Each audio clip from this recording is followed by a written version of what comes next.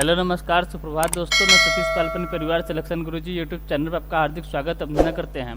हम आशा करते हैं कि आप सभी स्वस्थ और मस्त होंगे। तो चलिए हम रोज की तरह आज भी जीएस के 20 क्वेश्चन का आपके सामने लेकर आए हुए हैं। ठीक है, तो चलिए हम आपका समय न बर्बाद करते हुए अपने प्रैक्टिस सेट की तरफ बढ़ते हैं और आज के अपने पहले क्वेश्चन देखते हैं। आज का हमारा पहला क्वेश्चन दिया है कि निम्नलिखित में से कौन सा राज्य जो आपके मणिपुर के साथ सीमा साझा नहीं करता है। निम्नलिखित में से कौन सा राज्य जो आपके मणिपुर के साथ सीमा साझा नहीं करता। ऑप्शन दिएगा मिजोरम, ऑप्शन बी दिया नागालैंड, ऑप्शन सी दिया आपको असम और ऑप्शन डी दिया आपको त्रिपुरा। ठीक, ऑप्शन डी क्या दिया त्रिपुरा। तो अगर हम मतलब इसके मणिपुर के लोकेशन की बात करें तो चलिए हम मैप पे देख लेते हैं। ठीक है, ये रहा हमारा भारत का मैप। इसमें अगर हम किसकी बात करें मणिपुर की, तो मणिपुर कहाँ पर है, ये रहा आपका मणिपुर। पूर्वोत्तर के 7 राज्यों में एक आपका कौन सा आता है, मणिपुर है। टोटल के पूर्वोत्तर कितने राज्य हैं, 7 राज्य। कौन कौन से हैं, असम, अरुणाचल प्रदेश, नागालैंड, मणिपुर, मिजोरम, त्रिपुरा और मेघालय। आपके 7 राज्य आपके पूर्वोत्तर के 7 राज्य हैं। 7 पूर्वोत्तर के 7 बहनों के नाम से भी जाना जाता है। ठीक है, पूर्वोत्तर में एकमात्र एक ऐसा राज्य है जो असम है, जो कि आपके बाकी 6 राज्यों के पूर्वोत्तर के 6 राज्यों के साथ भी अपनी सीमा साझा करता है। अगर पूछे असम के टोटल कितने राज्यों के साथ सीमा साझा होता है, टोटल 7। कौन कौन से, पूर्वोत्तर के 6 और प्लस एक कौन है, एक है आपका वेस्ट बंगाल यानी पश्चिम बंगाल के साथ भी आपका असम का सीमा साझा होता है। ठीक है, तो हमारा क्वेश्चन था मणिपुर की बात। किसकी बात हो रही है, मणिपुर की। अगर पूछे मणिपुर की सीमा किसके किसके साथ साझा करती है, तो ये आपका एक है आपका असम। कौन सा है, असम है। इधर है आपका नागालैंड और नीचे आपका मिजोरम। असम प्लस नागालैंड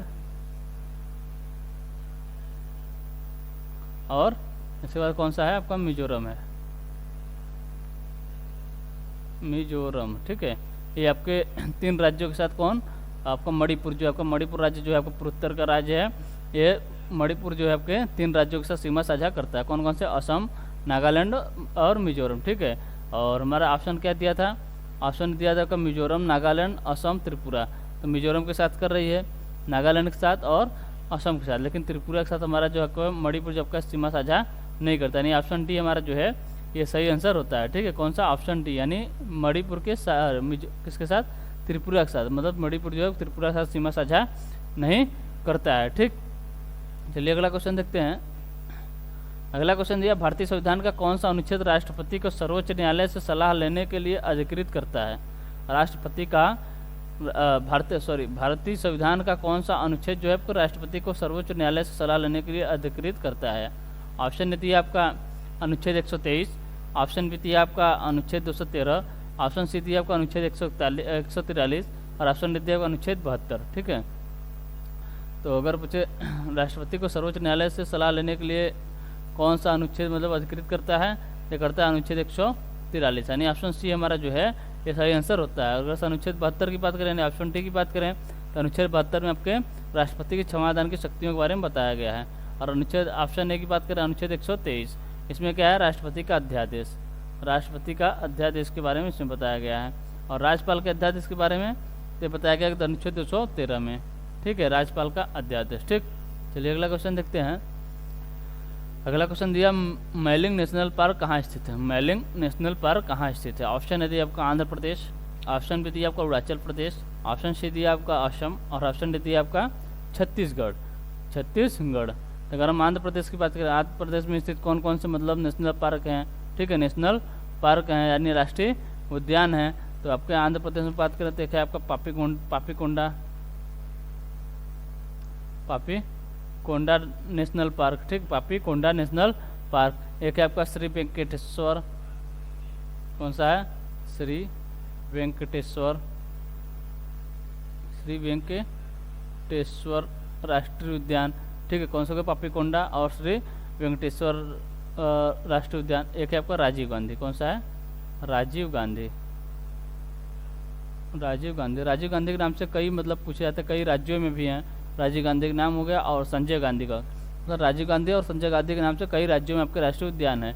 इसलिए राजीव गांधी के नाम से जल्दी आपका मतलब कहीं भी आपको नेशनल पार्क देखने को नहीं मिलेगा। ठीक है, मतलब देखने का नहीं मिलेगा, पेपर में देखने को, क्योंकि यह विवादित है, क्योंकि कई राज्यों में है। ठीक, तो या फिर दिया रहेगा तो ऐसा राज्य दे रहेगा जहाँ पर नहीं होगा। ठीक है, अगर हम अरुणाचल प्रदेश की बात करें, अरुणाचल प्रदेश का कौन कौन से मतलब नेशनल पार्क हैं, यहाँ आपका एक है आपका दफा और एक है आपका मेलिंग नेशनल पार्क। यानी हमारे क्वेश्चन का आंसर क्या हो गया, Arunachal Pradesh, option B. Mouling national park कहाँ स्थित है, अरुणाचल प्रदेश, यहीं पर है आपका नामदफा नेशनल पार्क भी। ठीक है, असम की बात करें तो असम में टोटल आपके 7 नेशनल पार्क हैं। असम में टोटल आपके 7 नेशनल पार्क हैं। ठीक है, अगर पूछे सबसे अधिक नेशनल पार्क कहाँ है तो आपके मध्य प्रदेश में, टोटल आपको लगभग 12 मतलब नेशनल पार्क कहाँ पर है, आपके मध्य प्रदेश में टोटल 12, और सबसे अधिक आपको पूछे तो मध्य प्रदेश में आपके नेशनल पार्क हैं। 7 अगर पूछे कहाँ पर है तो आपके असम में है। कहाँ पर है, असम में। कौन कौन से हैं देख लेते हैं। एक है आपका नामेरी राष्ट्रीय उद्यान, नामेरी राष्ट्रीय उद्यान, एक हो गया आपका मानस राष्ट्रीय उद्यान, कौन सा हो गया, मानस हो गया। एक है आपका डिब्रू सैखोवा, डिब्रू सैखोवा, डिब्रू सैखोवा राष्ट्रीय उद्यान। एक है आपका काजीरंगा राष्ट्रीय उद्यान,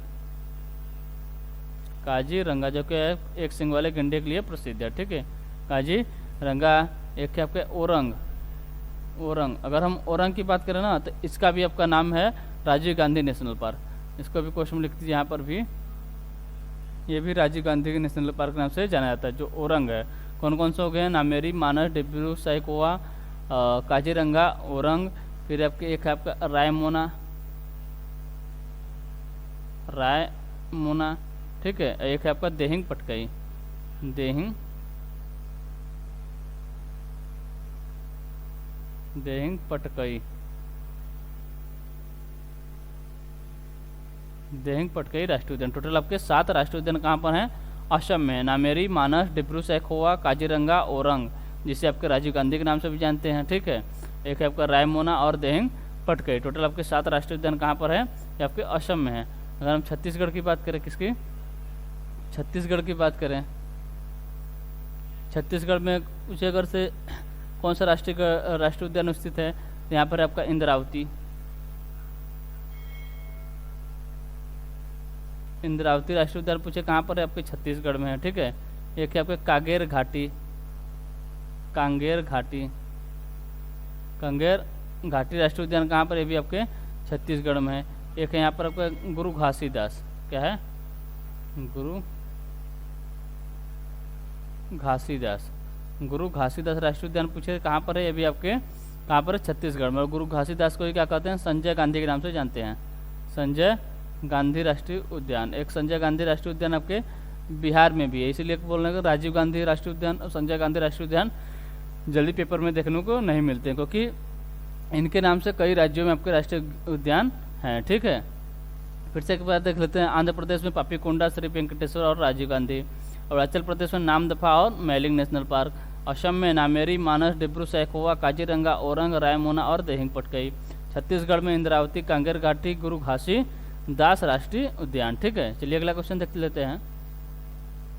अगला क्वेश्चन दिया है कि golden girl autobiography of PT Usha, क्या क्या है, golden girl, golden girl autobiography of PT Usha निम्न में से किसकी पुस्तक है। ऑप्शन ने दिया आपका लोकेश शर्मा, ऑप्शन पे दिया आपका हामिद अंसारी, ऑप्शन सी दिया आपका खुशवंत राजन, और ऑप्शन डी दिया आपका वीएस नायपाल। ऑप्शन डी क्या दिया है, वीएस नायपाल। ठीक है, तो golden girl autobiography of PT Usha, golden girl कौन पुस्तक का क्या नाम है, golden girl autobiography of PT Usha कर पूछे किसकी पुस्तक है, तो ये आपकी लोकेश शर्मा की, किसकी है, लोकेश शर्मा। यानी ऑप्शन ने हमारा जो है ये सही आंसर होता है। अगर हम ऑप्शन बी की बात करें, क्या दिए हैं, हामिद अंसारी। इनकी पुस्तक की बात करें तो इनकी पुस्तक है citizen and society, citizen and society, citizen and society पुस्तक पूछे किसकी है, सोसाइटी। ठीक है, सिटीजन एंड सोसाइटी पुस्तक किसकी है, आपके हामिद अंसारी की है। खुशवंत राजन की बात करें तो इनकी है the a train to Pakistan, a train to Pakistan, a train to Pakistan, a train to Pakistan पूछे किसकी है, तो आपके खुशवंत राजन की है। ठीक है, वीएस नायपाल पूछे तो इनका है आपका एन एरिया ऑफ डार्कनेस, क्या है, an area of, an area of darkness. ठीक है, एन एरिया ऑफ डार्कनेस किसका है, वी.एस. नायपाल का।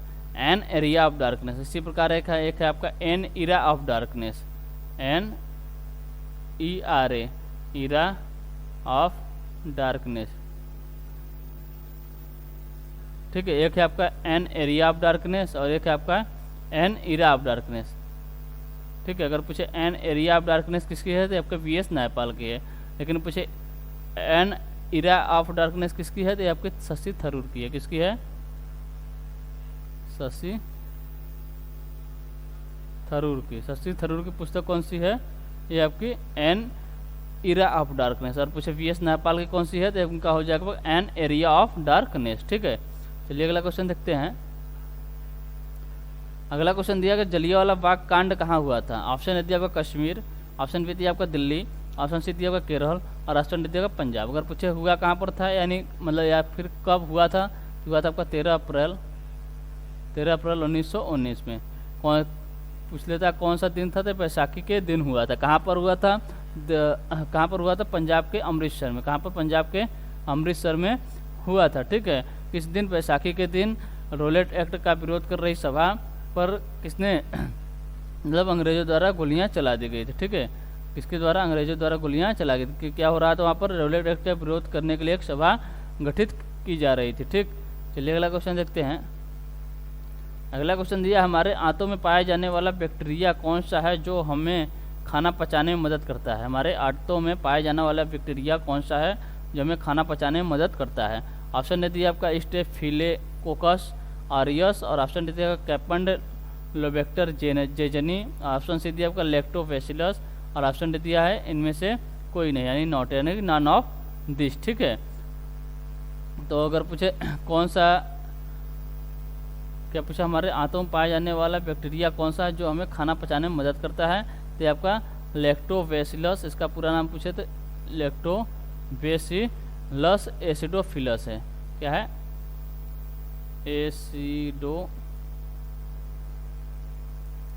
एसिडोफिलस, ठीक है। क्या है? लैक्टोबैसिलस एसिडोफिलस जो है आपके बैक्टीरिया जो है आपके वो खाना पचाने में मदद करता है, यानी ऑप्शन सी हमारा जो है ये सही आंसर होता है, ठीक। चलिए अगला क्वेश्चन देखते हैं। अगला क्वेश्चन दिया है कौन माउंट एवरेस्ट पर चढ़ने वाली पहली महिला अपंग है? मतलब पहली अपंग महिला कौन है जिन्होंने माउंट एवरेस्ट फतेह किया? ऑप्शन दिया प्रेमलता अग्रवाल, ऑप्शन बी दिया आपका शुभा लक्ष्मी, ऑप्शन सी दिया आपका सुधा चंदन और ऑप्शन डी दिया आपका अरुणिमा सिन्हा। पहले हम बात कर ले, अगर माउंट एवरेस्ट पर चढ़ने वाली पहली महिला कौन है? पहली महिला तो है आपकी बछेंद्री पाल। कौन है? बछेंद्री पाल आपकी भारत की पहली महिला है जिन्होंने माउंट एवरेस्ट पर चढ़ी थी, ठीक है। बछेंद्री पाल, ठीक है।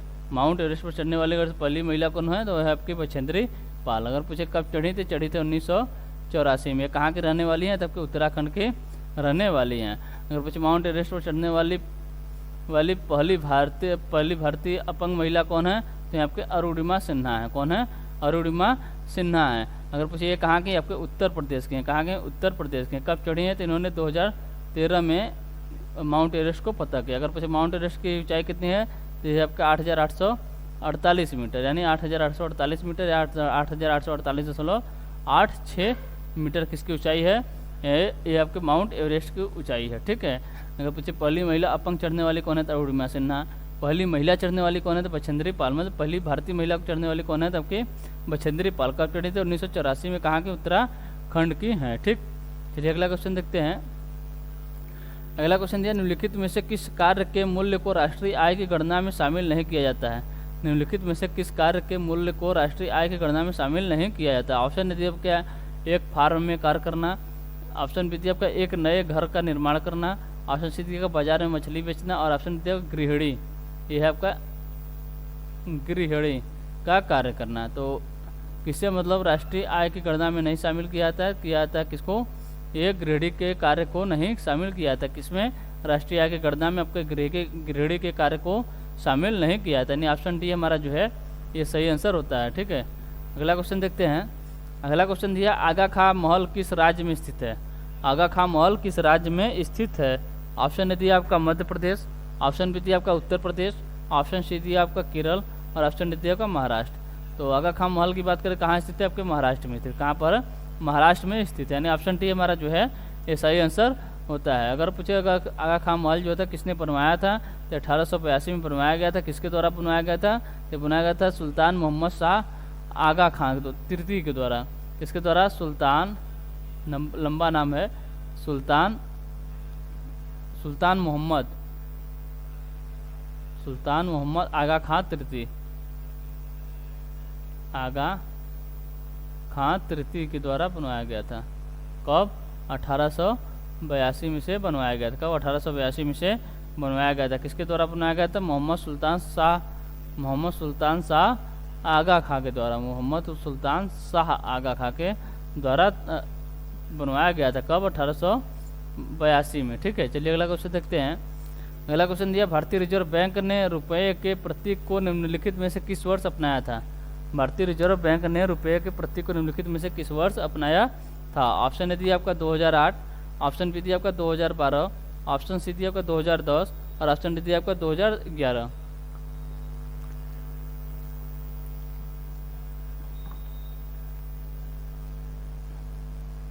ठीक है, तो पूछा भारतीय रिजर्व बैंक ने रुपये के प्रतीक को अगर पूछा निम्नलिखित में किस वर्ष अपनाया था, तो अपनाया था आपके 2010 में। कब, 2010 में। ठीक है, ये भारतीय रिजर्व बैंक ने रुपये के प्रतीक, रुपया का प्रतीक कैसे होता है, ये आपका रुपया का प्रतीक। ठीक है, इसे किसने निर्मित किया था, तो इसे निर्मित किए थे उदय कुमार। किसने, उदय कुमार। ठीक है, उदय कुमार द्वारा निर्मित रुपया के प्रतीक को 2010 में से अपनाया गया था। कब, 15 जुलाई 2010 को, 15 जुलाई 2010 को इसे अपनाया गया था। किसके द्वारा निर्मित है, आपके उदय कुमार द्वारा निर्मित है। उदय कुमार द्वारा निर्मित है।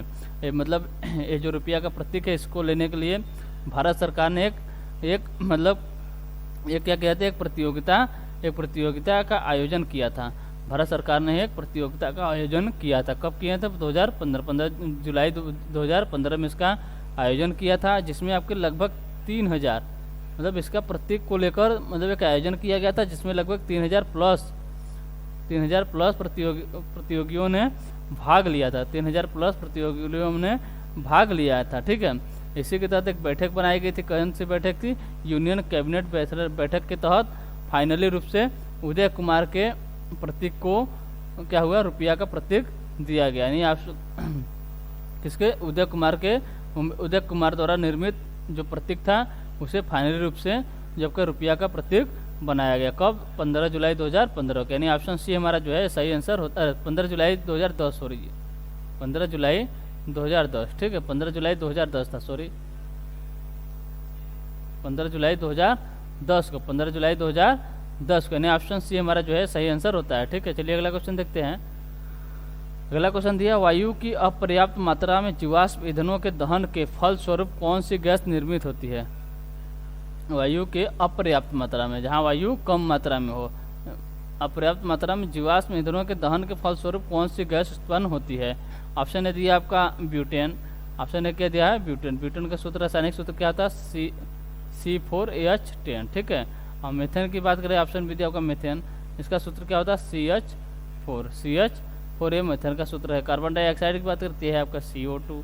कार्बन मोनोऑक्साइड की बात ये है आपका CO। ठीक है, तो चाहे वायु के पर्याप्त मात्रा में जीवाश्म ईंधनों के दहन के फलस्वरूप कौन सी गैस निर्मित होती है, तो निर्मित होती है कार्बन मोनोऑक्साइड। यानी ऑप्शन डी हमारा जो है ये सही आंसर होता है। ठीक है, चलिए अगला क्वेश्चन देखते हैं। अगला क्वेश्चन दिया, भारत के उत्तरी मैदान अधिकतर डैश से बने हैं। ऑप्शन ए दिया जलोढ़ मृदा, ऑप्शन बी दिया आपको लेटराइट मृदा, ऑप्शन सी दिया आपका शुष्क मृदा और ऑप्शन डी दिया काली मृदा। तो भारत के उत्तरी मैदान जो है अधिकतर किससे बने हैं, तो आपके जलोढ़ मृदा से बने हैं। जलोढ़ मृदा किसे कहते हैं, जो नदियों द्वारा लाई गई मृदा होती है उसे जलोढ़ मृदा कहते हैं। और जो भारत के उत्तरी मैदान हो वो अधिकतर जलोढ़ मृदा से ही बने हैं, क्योंकि यहाँ पर उत्तर भारत में बात करें तो यहाँ पर मेन कौन कौन सी नदी हैं, सिंधु है, गंगा है और ब्रह्मपुत्र, इन तीनों का मतलब बहुत बड़ा क्षेत्र है। ठीक है, तो कौन सी मिट्टी हो गई है, जलोढ़ मिट्टी हो गई। ठीक है, यानी ऑप्शन ए हमारा जो है ये सही आंसर होता है। ठीक, अगला क्वेश्चन दिया आपका, हौज ए सुल्तानी एक बड़ा जलाशय था जिसका निर्माण दिल्ली के बाहर निम्न में से किसके द्वारा कराया गया था। ऑप्शन ए दिया आपका नसीरुद्दीन महमूद, ऑप्शन बी दिया आपका गयासुद्दीन बलबन, ऑप्शन सी दिया आपका कुतुबुद्दीन ऐबक और ऑप्शन डी दिया आपका इल्तुतमिश। ठीक है, ऑप्शन डी क्या दिया इल्तुतमिश। तो हौज सुल्तानी एक बड़ा जलाशय था जिसका निर्माण किसके द्वारा कराया गया था आपका इल्तुतमिश के द्वारा। किसके द्वारा? इल्तुतमिश के द्वारा। इल्तुतमिश ने ही एक संगठन तैयार किया था, क्या? तुर्क के चहलगाह ने, जिसमें आपके 40 गुलाम सरदारों का संगठन हुआ करता था। जो 40 गुलाम सरदारों का संगठन हुआ करता था उसे क्या कहते हैं? तुर्क के चहलगाह ने किसके द्वारा मतलब गठित किया गया? इल्तुतमिश के द्वारा ही गठित किया गया। अगर पूछो इल्तुतमिश का शासनकाल कब से कब तक था? ये था आपका 1211 से 1236 तक। 1211 से 1236 तक। इसके पहले कौन थे? तो इसके पहले था कुतुबुद्दीन ऐबक। कब से कब तक? 1206 से 1210 तक। ठीक, चलिए अगला क्वेश्चन देखते हैं। अगला क्वेश्चन दिया, जनता द्वारा मुद्रा के रूप में अपने पास रखे गए धन और उसके द्वारा बैंक जमा धन के अनुपात को क्या कहते हैं? जनता द्वारा मुद्रा के रूप में अपने पास रखे गए धन और उसके द्वारा बैंक जमा धन के अनुपात को क्या कहते हैं? ऑप्शन ए दिया आपका मुद्रा जमानुपात, ऑप्शन बी दिया आपका आरक्षित जमानुपात, ऑप्शन सी दिया आपका वैधानिक तरलता अनुपात, ऑप्शन डी दिया आपका नगद आरक्षित अनुपात। ठीक है, तो जनता द्वारा मुद्रा के रूप में अपने पास रखे गए धन को उसके द्वारा बैंक जमा धन के अनुपात को, मतलब जो अपने पास धन रखे हैं और जो बैंक में धन रखे हैं उन दोनों के अनुपात को क्या कहते हैं? तो उन दोनों के अनुपात क्या कहते हैं? मुद्रा जमा अनुपात। मुद्रा जमा अनुपात कहते हैं किसको? जो मतलब जो अपने पास धन रखा और जो बैंक में धन रखा उसके अनुपात को मुद्रा जमा अनुपात कहते हैं। यानी ऑप्शन ए हमारा जो है ये सही आंसर होता है। ठीक है, चलिए अगला क्वेश्चन देखते हैं। अगला क्वेश्चन दिया, हरेला वृक्षारोपण उत्सव किस राज्य से संबंधित है? हरेला वृक्षारोपण उत्सव किस राज्य से संबंधित है? ऑप्शन ए दिया आपका उत्तराखंड, ऑप्शन बी दिया आपका उड़ीसा, ऑप्शन सी दिया आपका राजस्थान और ऑप्शन डी दिया आपका पंजाब। तो हरेला वृक्षारोपण उत्सव किस राज्य से संबंधित है? आपको उत्तराखंड से संबंधित है। किससे? उत्तराखंड से संबंधित है। इसी प्रकार एक है आपका हरेली, एक हो गया आपका हरेला, एक हो गया आपका हरेली। हरेला की बात करें तो उत्तराखंड और हरेली की बात करें तो छत्तीसगढ़ से संबंध रखती है। ठीक, चलिए अगला क्वेश्चन देखते हैं। अगला क्वेश्चन दिया, पृथ्वी पर घने जंगल अधिकतर पाए जाते हैं भूमध्य रेखा के निकट, कर्क रेखा के निकट या मकर रेखा के निकट या ध्रुवों के निकट। तो पृथ्वी पर घने जंगल अगर पूछा अधिकतर कहाँ पाए जाते हैं? तो पाए जाते हैं भूमध्य रेखा के पास। कहाँ पर? भूमध्य रेखा के पास, क्योंकि भूमध्य रेखा पर सबसे सर्वाधिक मतलब वर्षा होती है। भूमध्य रेखा पर यह रहा आपका पृथ्वी, इधर से बीचों बीच जाती है आपकी भूमध्य रेखा। कौन सी भूमध्य रेखा? यानी इसे कहते हैं जीरो लाइन रेखा। इसे क्या कहते हैं? जीरो लाइन रेखा। और इसे क्या कहते हैं? विषुवत रेखा भी कहते हैं। भूमध्य रेखा, जीरो लाइन रेखा या विषुवत रेखा भी इसे ही कहते हैं। तो पूछा एकदम पृथ्वी पर घने जंगल जो है आपके अधिकतर पाए जाते हैं। तो कहाँ पर? भूमध्य रेखा के पास पाए जाते हैं। कहाँ पर? भूमध्य रेखा के पास पाए जाते हैं, क्योंकि जो अधिकतर वर्षा होती है भूमध्य रेखा के पास ही होती है। भूमध्य रेखा के पास सर्वाधिक मात्रा में वर्षा होती है, जिसकी वजह से आपके घने जंगल पाए जाते हैं। ठीक है, चलिए अगला क्वेश्चन देखते हैं। अगला क्वेश्चन दिया आपका कि भारतीय कृषि अनुसंधान परिषद का राष्ट्रीय केला अनुसंधान केंद्र कहाँ स्थापित किया गया है? भारतीय राष्ट्रीय कृषि अनुसंधान परिषद का राष्ट्रीय केला अनुसंधान केंद्र कहाँ स्थापित किया गया? ऑप्शन है दिया आपका तिरुचिरापल्ली। कहाँ पर है? ये आपके तमिलनाडु में है। कहाँ पर है? तमिलनाडु में है। ठीक है, तमिलनाडु में है। और जलगांव, ऑप्शन भी दिया जलगांव, ये कहाँ पर है? आपके महाराष्ट्र में है। ये महाराष्ट्र में है। हाजीपुर की बात करते हैं, हाजीपुर कहाँ पर है? आपके बिहार में है। और बेलगांव की बात करें कहाँ पर है? आपके बेलगांव यानी कर्नाटक में। कहाँ पर है? कर्नाटक, बेलगांव कर्नाटक में। ठीक है, तो भारतीय कृषि अनुसंधान परिषद का राष्ट्रीय केला अनुसंधान केंद्र कहाँ स्थित है? ये आपके कहाँ पर?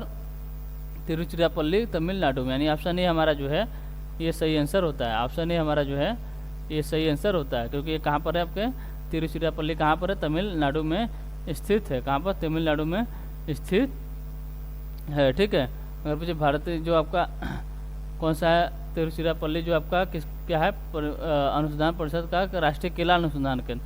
अगर पूछे इसकी स्थापना कब हुई थी? इसकी स्थापना कब हुई थी? इसकी स्थापना हुई थी 21 अगस्त 1999 को इसका मतलब स्थापना हुई थी। ठीक है, चलिए अगला क्वेश्चन देखते हैं।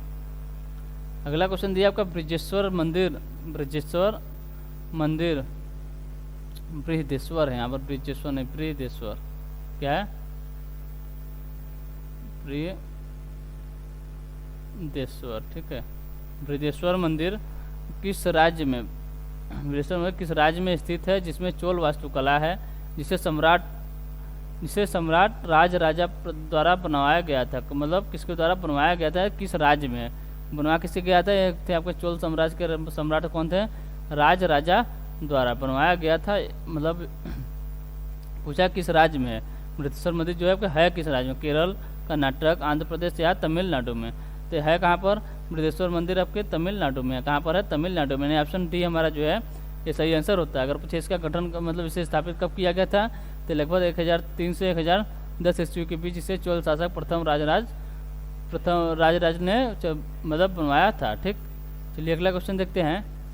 अगला क्वेश्चन दिया, आयुष्मान भारत दिवस प्रतिवर्ष कब मनाया जाता है, आयुष्मान भारत दिवस प्रतिवर्ष कब मनाया जाता है। ऑप्शन डी 27 अप्रैल, 27 अप्रैल, ऑप्शन बी थी आपका 30 अप्रैल, ऑप्शन सी थी आपका 2 अप्रैल और ऑप्शन डी थी आपका 10 जनवरी। तो आयुष्मान भारत दिवस को मनाया जाता है आपके कब, 23 अप्रैल को। कब, 23 अप्रैल को मनाया जाता है, ठीक है। चलिए अगला क्वेश्चन देखते हैं। अगला क्वेश्चन दिया, वानिकी अनुसंधान संस्थान कहाँ स्थित है, वानिकी अनुसंधान संस्थान कहाँ स्थित है। ऑप्शन डी आपका दिल्ली, ऑप्शन बी थी आपका भोपाल, ऑप्शन सी थी आपका देहरादून और ऑप्शन डी थी आपका मुंबई। तो वानिकी अनुसंधान संस्थान कहाँ स्थित है, आपके देहरादून में स्थित है। कहाँ पर, देहरादून में स्थित है, ठीक है। यानी ऑप्शन सी हमारा जो है ये सही आंसर होता है, ठीक। तो चलिए आज के लिए बस इतना ही रखते हैं। हम मिलते हैं आपसे अगले सेशन में। अगर सेशन आपको अच्छा लग रहा हो तो लाइक और सब्सक्राइब जरूर करें और शेयर करना ना भूलें, ठीक है। तो मिलते हैं आपसे अगले सेशन में, तब तक के लिए टेक केयर, बाय बाय, जय हिंद, जय भारत।